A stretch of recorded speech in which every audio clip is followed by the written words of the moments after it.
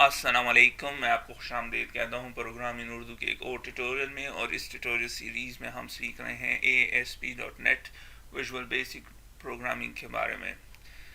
पिछले ट्यूटोरियल में हमने वैलिडेशन समरी कंट्रोल के बारे में बात की थी। इस ट्यूटोरियल में हम बात करेंगे कि हम किस तरह रेगुलर एक्सप्रेशन वैलिडेटर यूज़ करेंगे कि हमारे प्रोग्राम में करेक्ट फॉर्मेट में ईमेल इंटर हो और डेट ऑफ बर्थ इंटर हो। करंटली अब आप जब हम रन करते हैं इस प्रोग्राम को, और आप देखेंगे कि जैसे ही मैं ईमेल को ऐड करता हूँ ये अब वो मैसेज शो नहीं कर रहा, क्योंकि हमने सिर्फ रिक्वायर्ड फील्ड वैलिडेटर यूज़ किया है जो चेक करेगा कि अगर कुछ भी इंटर नहीं है तो फिर शो करेगा। जैसे कि अगर मैं इसको रिमूव कर दूँ तो ये अब ईमेल इज़ रिक्वायर्ड, लेकिन अगर इंटर करूं तो फिर नहीं शो करेगा, लेकिन ईमेल करेक्ट फॉर्मेट में नहीं है। तो ये किस तरह इम्प्लीमेंट करेंगे, तो आइए चलते हैं, ऐड करते हैं।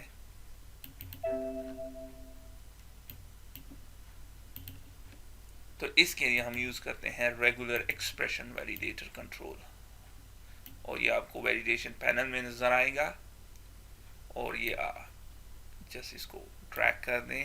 हमें पहले हम दो ऐड करेंगे। अब इसकी प्रॉपर्टी सेट करते हैं। मैं इसको नाम देता हूँ email control to validate email text box. याद रखें रेगुलर एक्सप्रेशन वैलिडेटर सिर्फ टेक्स्ट बॉक्स के साथ काम करता है, ये रेडियो बटन्स और चेक बॉक्स के साथ काम नहीं करता। और ये भी याद रखें सारे कंट्रोल एक्सेप्ट वैलिडेशन और कस्टम वैलिडेटर के अलावा compare validator, range validator, regular expression validator और रिक्वायर्ड फील्ड वैलिडेटर ये सिर्फ टेक्स्ट बॉक्स के साथ काम करते हैं। अगर तो आपने कोई कोडिंग वैलिडेशन ऐड करनी है रेडियो बटन, चेक बॉक्स के लिए या किसी और कंट्रोल के लिए, फिर आप यूज़ करेंगे कस्टम वैलिडेटर। और वैलिडेशन समरी आर कंट्रोल के साथ काम करती है। तो अभी फोकस करते हैं रेगुलर एक्सप्रेशन वैलिडेटर। मैंने इसको नाम दिया वैलिडेट कौन सा कंट्रोल, ईमेल, एग्जैक्टली उसी तरह जैसे कि रिक्वायर्ड फील्ड वैलिडेटर था। Message email is not in a correct format. For example, abc@xyz.com,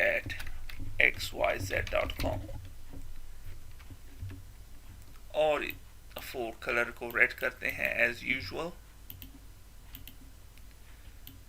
और सेट फोकस ऑन एरर। यहाँ पे एक एक्स्ट्रा प्रॉपर्टी है वैलिडेशन एक्सप्रेशन जो कि मैजिक करेगी। जब आप यहाँ पे आएंगे तो ये आपको देगा इंटरनेट ईमेल एड्रेस। ये ऑप्शन सेलेक्ट कर दें और ये एक्सप्रेशन रेगुलर एक्सप्रेशन यहाँ पे ऐड कर देगा। And that's about it. और इसके अलावा मैं प्रॉपर्टी को सेट करता हूँ टेक्स्ट। इसी तरह चूँकि इसमें भी हमने ईमेल इंटर करना है तो इसके लिए भी कर देते हैं exactly same cheese, inter email control to validate re-enter email text box. Re-enter email is not in a correct format.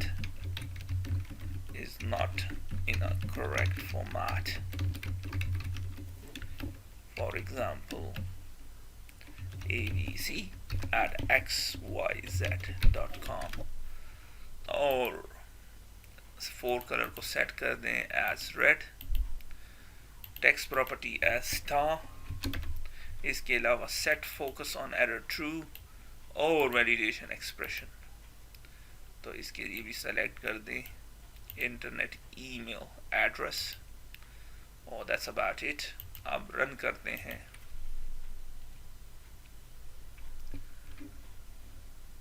में जाए, नज़र आ रहा है, हम इंटर करेंगे, सारे एंट्री करते हैं।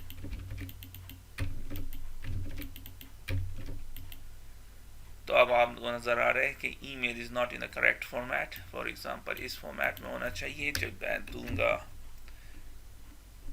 yahoo.com, तो अब आप देख रहे हैं वो चला गया yahoo.com या hotmail.com and that's about it। तो ये आप देखा कितनी आसानी के साथ हम ऐड कर सकते हैं, और जब हम ये रिमूव करेंगे फिर करेंगे तो नजर आएगा करंट। अब इसी तरह हम ऐड करेंगे कि डेट ऑफ बर्थ का फॉर्मेट, जो फॉर्मेट हम देंगे वो है डेट, फिर मंथ और फिर ईयर, इस तरह। तो ये किस तरह ऐड करेंगे, करंट ये नज़र नहीं आ रहा, तो ये ऐड करते हैं। इसके लिए भी यही regular expression validator control add करेंगे। तो ऐड कर दें एक और रेगुलर एक्सप्रेशन इस दफा यहाँ पे, और मैं यहाँ इसको नाम देता हूँ date of birth, control to validate, और वो है date of birth. Date of birth is not in a correct format, for example date, month और year, that's about it। और इसका फोर कलर प्रॉपर्टी, इसके अलावा set focus on error। और अब अगर आप देखें तो यहाँ पे डेट ऑफ बर्थ के लिए कोई रेगुलर एक्सप्रेशन नहीं दिया, तो इसके लिए हम यूज़ करेंगे कस्टम, और फिर इंटरनेट में आप सर्च करें। अगर आपको रेगुलर एक्सप्रेशन की समझ नहीं है तो इंटरनेट पे सर्च कर दें। मैंने सर्च किया और मुझे ये वैल्यू मिली है, तो मैं इसको अब यूज़ करता हूँ।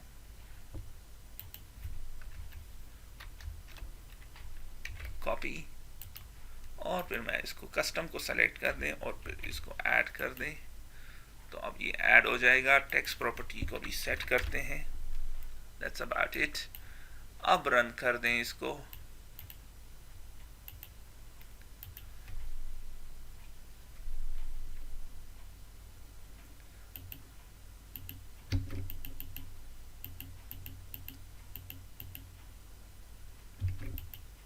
और अब आपसे ये करेक्ट फॉर्मेट में मांग रहा है, वो शायद रिमूव हो गई वो स्टेटमेंट, लेकिन फॉर द टाइम बीइंग मैं इसको देता हूँ करेक्ट फॉर्मेट।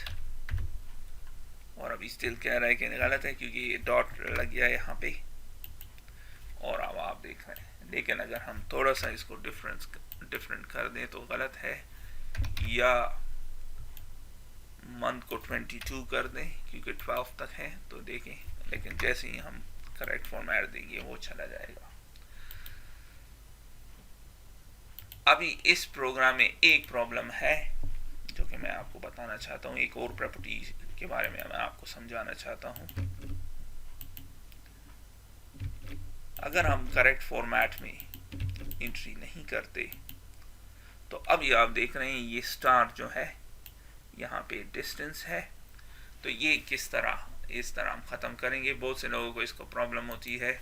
अगर तो मैं इंटर करूँ तो ये देखें ये यहाँ पे आ गए, ये सारे यहाँ पे होने चाहिए जैसे कि करेक्ट फॉर्मेट है, ताकि वे है जैसे, ताकि कंसिस्टेंट नज़र आए UI। तो एक और प्रॉपर्टी को सेट करते हैं, इसके बाद आपको ये प्रॉब्लम कभी नहीं होगी। तो सेलेक्ट कर दें, सारों के साथ करेंगे ये हम, और वो है डिस्प्ले प्रॉपर्टी। करंटली ये स्टैटिक है, इसको डायनामिक कर दें। इसी तरह इसको भी डायनामिक, सारों को हमने डायनामिक कर देना है। इसका मतलब ये है कि इसको डायनामिकली जनरेट करो। स्टैटिक का मतलब है जिधर भी ये करंटली है फॉर्म पे उधर ही इसको डिस्प्ले करो। लेकिन अगर डायनामिक करेंगे तो फिर करेक्ट तरीके से जब इसकी ज़रूरत होगी तो तब ये जनरेट होगा। तो अब रन करते हैं।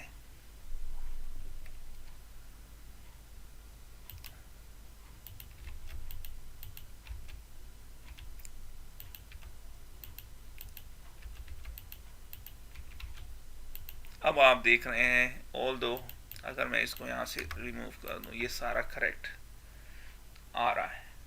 फॉर्मेट के बारे में भी हाँ, ये इससे पहले यहाँ पे था, अब करेक्टली यूज़र इंटरफेस करेक्ट हो गई, तो ये आपको सही नज़र आ रहा है। अब जैसे ही हम इंटर करेंगे